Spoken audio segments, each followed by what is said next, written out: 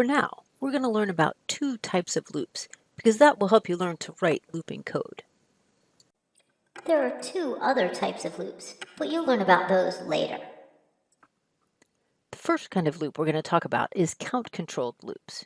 With these, you have a loop variable that counts as we go through the loop, and the loop stops when it has happened a specific number of times. So the critical point here is that we will know how many times the loop will run before the loop starts running. The first loop we saw in stage 1 was a count-controlled loop. When it started, we knew that the body of the loop would execute 7 times. In that lab, it was coded as a while loop, but we later showed that it could be written as a for loop. Most of the time, we use for statements for count-controlled loops. A good example of this is our walking through the array loops. For these loops, we know that the body of the loop will run for each space in the array, so we know they are count-controlled loops. Since strings are like arrays, we can also use a count-controlled loop to walk through a string. The loop looks very similar, with two differences. First, asking a string its length is a method call, so it requires parentheses. When we do that with an array, we don't need the parentheses. Second, we use the charadd method to access the ith position of the string. The second kind of loop is a Sentinel-Controlled loop. The definition of sentinel is a person or thing that watches or stands as if watching. These loops are looking for something. Exactly. Because these loops are searching for something, we don't know how many times they will run when they start.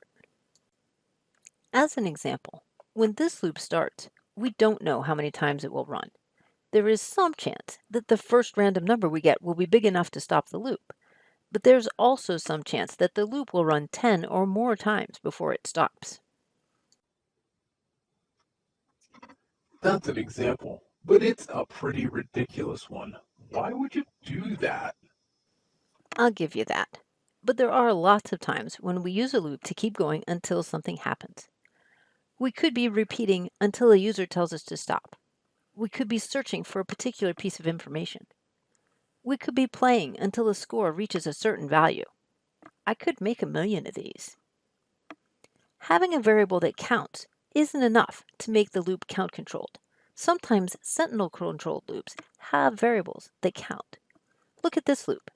It has a variable named I that is counting, and I is walking through the array. But the loop is going to stop when it sees a number that is negative. If my array has a -42 in the 0th position, the loop will stop without ever executing the body of the loop at all. That condition will be false the first time it's executed.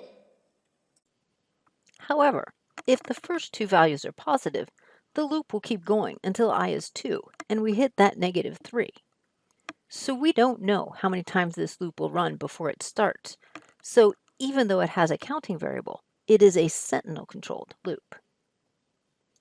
So there are two types of loops that we're going to work with. Count-controlled loops are loops where we know how many times the loop will run before it starts executing. Generally, we code these with for statements, and our walking through the array loops are good examples of count-controlled loops.